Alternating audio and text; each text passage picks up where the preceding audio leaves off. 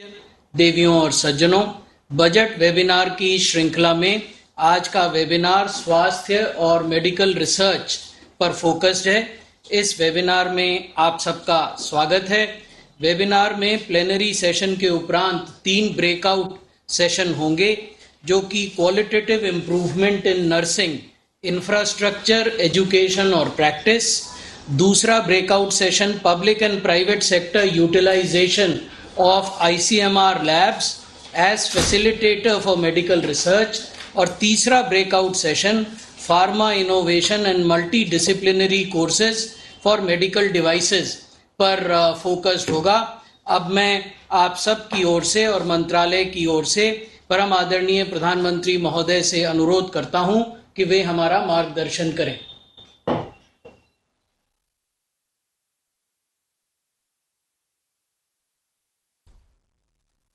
नमस्कार जी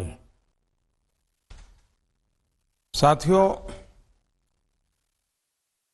जब हम हेल्थ केयर की बात करते हैं तो इसे प्री कोविड एरा और पोस्ट पैंडेमिक एरा, इसके विभाजन के साथ देखना चाहिए। कोरोना ने पूरे विश्व को ये दिखाया और सिखाया भी कि जब इतनी बड़ी आपदा होती है तो समृद्ध देशों की विकसित व्यवस्थाएं भी ध्वस्त हो जाती हैं।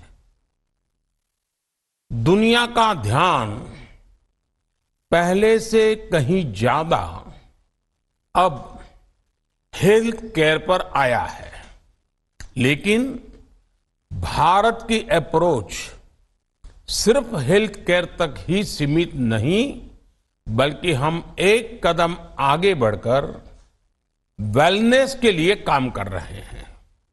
इसलिए हमने दुनिया के सामने एक विजन रखा है, वन अर्थ वन हेल्थ, यानी जीव मात्र के लिए, चाहे वो इंसान हो, एनिमल्स हो, प्लांट्स हो, सबके लिए एक होलिस्टिक हेल्थ केयर की बात कही है। कोरोना वैश्विक महामारी ने हमें ये भी सिखाया है कि सप्लाई चेन कितना बड़ा महत्वपूर्ण विषय बन गया है। जब पैंडेमिक पीक पर थी तो कुछ देशों के लिए दवाएं, टीके, मेडिकल डिवाइसेस, ऐसी जीवन रक्षक चीजें भी दुर्भाग्य से हथियार बन गई थी। बीते वर्षों के बजट में भारत ने इन सभी विषयों पर बहुत ध्यान दिया है। हमें निरंतर कोशिश कर रहे हैं कि भारत की विदेशों पर निर्भरता कम से कम रहे। ऐसे में आप सभी स्टेक होल्डर्स की बहुत बड़ी भूमिका है।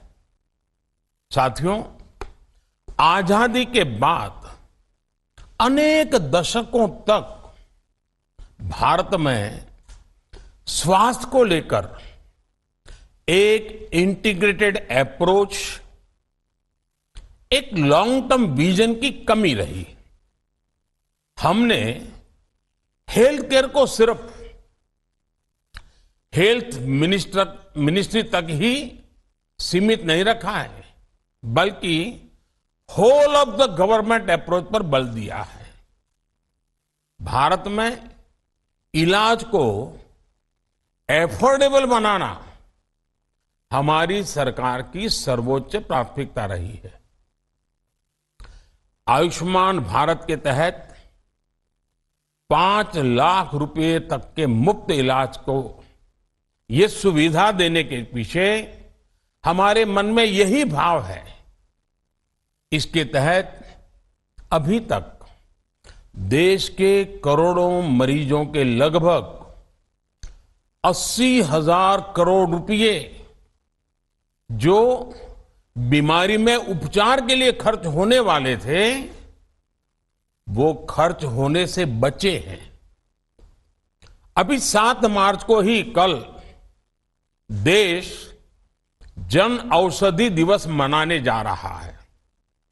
आज देश भर में करीब 9,000 जन औषधि केंद्र हैं। इन केंद्रों पर बाजार से बहुत सस्ती कीमत पर दवाएं उपलब्ध हैं। इससे भी गरीब और मिडिल क्लास परिवारों को लगभग सिर्फ दवाई खरीद करने में 20,000 करोड़ रुपए की बचत हुई है। यानी सिर्फ 2 योजनाओं से ही अभी तक भारत के हमारे नागरिकों के 1 लाख करोड़ रुपए उनकी जेब में बचे हुए हैं। साथियों, गंभीर बीमारियों के लिए देश में अच्छे और आधुनिक हेल्थ इंफ्रा का होना उतना ही जरूरी है। सरकार का एक प्रमुख फोकस इस बात पर भी है कि लोगों को घर के पास ही टेस्टिंग की सुविधा मिले, प्राथमिक उपचार की बेहतर सुविधा हो। इसके लिए देश भर में 1.5 lakh health and wellness centre तैयार हो रहे हैं।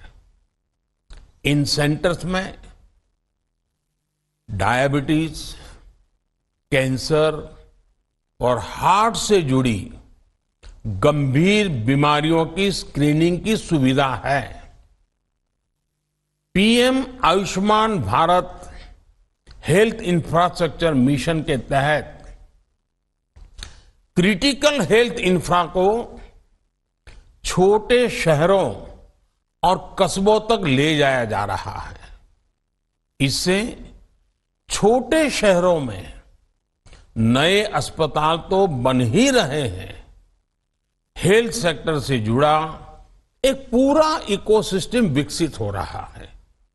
इसमें भी हेल्थ एंटरप्रेन्योर्स के लिए, इन्वेस्टर्स के लिए, प्रोफेशनल्स के लिए अनेक नए अवसर बन रहे हैं। साथियों, हेल्थ इंफ्रा के साथ सरकार की प्राथमिकता ह्यूमन रिसोर्स पर भी है।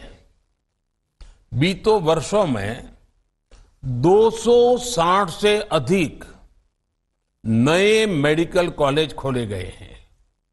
इस वजह से मेडिकल की ग्रेजुएट और पोस्ट ग्रेजुएट सीटों की संख्या 2014 के मुकाबले, यानी हम जब सत्ता में आए उसके पहले के मुकाबले में आज 2 गुनी हो चुकी है। आप भी जानते हैं कि सफल डॉक्टर के लिए सफल टेक्नीशियन बहुत आवश्यक है। इसलिए इस वर्ष के बजट में नर्सिंग क्षेत्र के विस्तार पर बल दिया गया है। मेडिकल कॉलेजों के पास ही 157 नए नर्सिंग कॉलेज खोलना, मेडिकल ह्यूमन रिसोर्स के लिए बहुत बड़ा कदम है। ये सिर्फ भारत के लिए ही नहीं, बल्कि दुनिया की डिमांड को पूरा करने में भी काम आ सकता है। साथियों, स्वास्थ्य सुविधा को सुलभ और सस्ता बनाने में टेक्नोलॉजी की भूमिका लगातार बढ़ रही है। इसलिए हमारा फोकस हेल्थ सेक्टर में टेक्नोलॉजी के अधिक से अधिक प्रयोग पर भी है। डिजिटल हेल्थ आईडी के माध्यम से हम देशवासियों को टाइमली हेल्थ केयर की सुविधा देना चाहते हैं। ई संजीवनी जैसे टेली कंसल्टेशन के प्रयासों से घर बैठे ही 10 करोड़ लोग डॉक्टरों से ऑनलाइन कंसल्टेशन का लाभ ले चुके हैं। अब 5G टेक्नोलॉजी की वजह से इस सेक्टर में स्टार्टअप के लिए भी बहुत संभावनाएं बन रही हैं। ड्रोन टेक्नोलॉजी की वजह से दवाओं की डिलीवरी और टेस्टिंग से जुड़े लॉजिस्टिक में एक क्रांतिकारी परिवर्तन आते दिख रहा है। ये यूनिवर्सल हेल्थ केयर के हमारे प्रयासों को बल देगा। ये हमारे एंटरप्रेन्योर्स के लिए भी बहुत बड़ा अवसर है। हमारे एंटरप्रेन्योर्स ये सुनिश्चित करें कि हमें कोई भी टेक्नोलॉजी अब इंपोर्ट करने से बचना चाहिए। आत्मनिर्भर बनना ही है। हमें इसके लिए जरूरी इंस्टीट्यूशनल रिफॉर्म्स भी कर रहे हैं। फार्मा और मेडिकल डिवाइस सेक्टर में संभावनाओं को देखते हुए पिछले कुछ वर्षों में कई नई योजनाएं शुरू की गई हैं। बल्क ड्रग पार्क की बात हो, मेडिकल डिवाइस पार्क की व्यवस्था विकसित करने की बात हो, पीएलआई जैसी योजनाओं पर 30,000 करोड़ से ज्यादा का निवेश किया गया है। मेडिकल डिवाइस सेक्टर में पिछले कुछ वर्षों में 12 से 14% की रेट से ग्रोथ भी हो रही है। आने वाले 2-3 वर्षों में ये मार्केट 4 लाख करोड़ तक पहुंचने वाला है। हमने भविष्य की medical technology, high and manufacturing और रिसर्च के लिए स्किल्ड मैन पावर पर काम शुरू कर दिया है। आईआईटी और दूसरी संस्थाओं में मेडिकल उपकरणों की मैन्युफैक्चरिंग की ट्रेनिंग के लिए बायोमेडिकल इंजीनियरिंग या उसके जैसे दूसरे कोर्सेज भी चलाए जाएंगे। इसमें भी प्राइवेट सेक्टर की अधिक भागीदारी कैसे हो? इंडस्ट्री, एकेडेमिया और सरकार, इन सबके बीच अधिक से अधिक तालमेल कैसे हो, और इस पर हमें मिलकर के काम करना है। साथियों, कभी कभी आपदा भी खुद को प्रूव करने का अवसर लेकर आती है।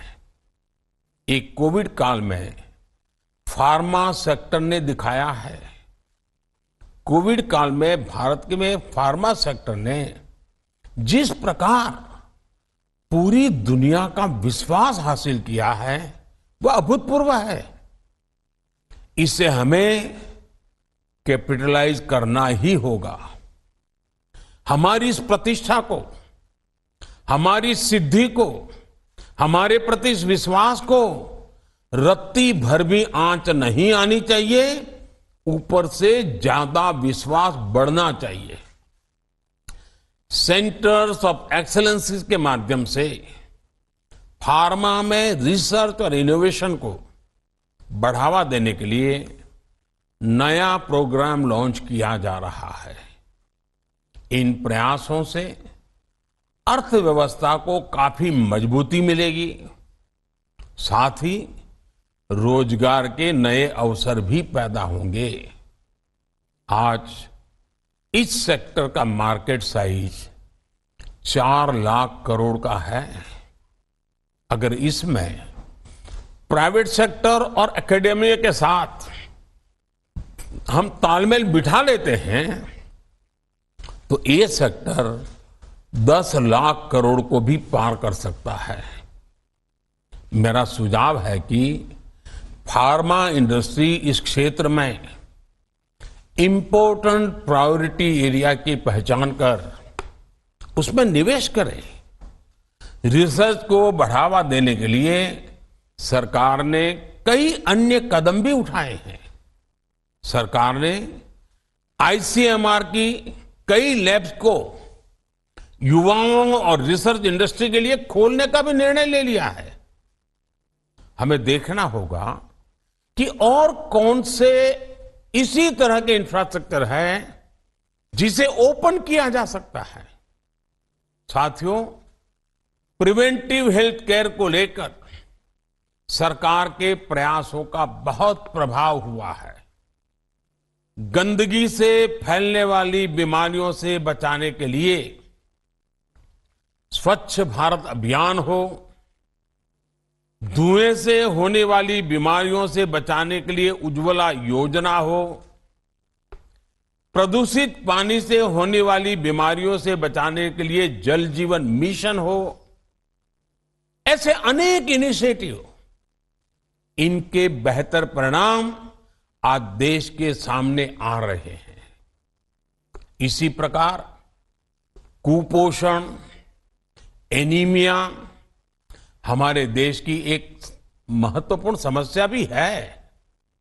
इसलिए हमने राष्ट्रीय पोषण मिशन शुरू किया और अब तो खुशी की बात है, मिलेट्स यानी श्री अन्न, जो कि एक प्रकार से सुपर फूड है, न्यूट्रिशन के लिए, पोषण के लिए महत्वपूर्ण फूड है और जो हमारे देश में बहुत स्वाभाविक रीते हर घर उसे परिचित है। यानी श्री अन्न पर भी बहुत अधिक बल दिया गया है। भारत के प्रयासों के कारण ही इस वर्ष को संयुक्त राष्ट्र द्वारा इंटरनेशनल ईयर ऑफ मिलेट्स के रूप में मनाया जा रहा है। पीएम मातृवंदना योजना और मिशन इंद्रधनुष जैसे कार्यक्रमों से हम स्वस्थ मातृत्व और स्वस्थ बचपन सुनिश्चित कर रहे हैं। योग हो, आयुर्वेद हो, फिट इंडिया मूवमेंट हो, इन्होंने लोगों को बीमारियों से बचाने में मदद की है। भारत के आयुर्वेद से जुड़े प्रोडक्ट्स की डिमांड पूरी दुनिया में बढ़ रही है। भारत के प्रयासों से WHO का ट्रेडिशनल मेडिसिन से जुड़ा ग्लोबल सेंटर भारत में ही बन रहा है। इसलिए हेल्थ सेक्टर के स्टेक होल्डर से मेरा एक आग्रह है और खास करके आयुर्वेद के साथियों से आग्रह है, एविडेंस बेस्ड रिसर्च को हमें बहुत बढ़ाना होगा। सिर्फ परिणाम की चर्चा पर्याप्त नहीं है, प्रमाण भी उतने ही आवश्यक है। इसके लिए आयुर्वेद के क्षेत्र में काम करने वाले उद्यमियों को, रिसर्च से जुड़े साथियों को जोड़ना होगा, उनको आगे आने होगा। साथियों, आधुनिक मेडिकल इंफ्रास्ट्रक्चर से लेकर मेडिकल ह्यूमन रिसोर्स तक देश में हो रहे प्रयासों का एक और पक्ष है। ये जो नई फैसिलिटी देश में तैयार कर रहे हैं, नई कैपेसिटी तैयार कर रहे हैं, उसका लाभ सिर्फ देशवासियों को स्वास्थ्य सुविधाओं तक सीमित नहीं रहने वाला है। अब दुनिया बहुत ही एक दूसरे से जुड़ चुकी है। ये भारत को दुनिया का सबसे आकर्षक मेडिकल टूरिज्म डेस्टिनेशन बनाने के लिए बहुत बड़ा अवसर हमारे सामने है। मेडिकल टूरिज्म अपने आप में एक बहुत बड़ा सेक्टर भारत में उभर करके आ रहा है। ये देश में रोजगार निर्माण का बहुत बड़ा माध्यम बन रहा है। साथियों, सबका प्रयास से ही हम विकसित भारत में एक विकसित हेल्थ एंड वेलनेस इकोसिस्टम तैयार कर सकते हैं। इस वेबिनार में शामिल होने वाले सभी लोगों से मेरा आग्रह है कि वो अपने सुझाव जरूर दें। हम बजट को तय समय सीमा में निर्धारित लक्ष्य के लिए निश्चित रोड मैप के साथ अमल में लाएं, सभी स्टेक होल्डर्स को साथ लेकर के चले और अगले साल बजट के पहले हम इन सपनों को धरातल पर उतारें, इस बजट संकल्प को धरातल पर उतारें। इसमें आपके सुझाव चाहिए, इसमें आपके बारीक अनुभव का लाभ चाहिए। मुझे विश्वास है कि आप सबका अनुभव, आप सबके निजी विकास के संकल्प, देश के विकास के संकल्प के साथ जुड़ करके हम सामूहिक शक्ति से, सामूहिक प्रयास से सिद्धि अवश्य प्राप्त करेंगे। मेरी आपको बहुत बहुत शुभकामनाएं हैं। धन्यवाद। आप देख रहे थे स्वास्थ्य और चिकित्सा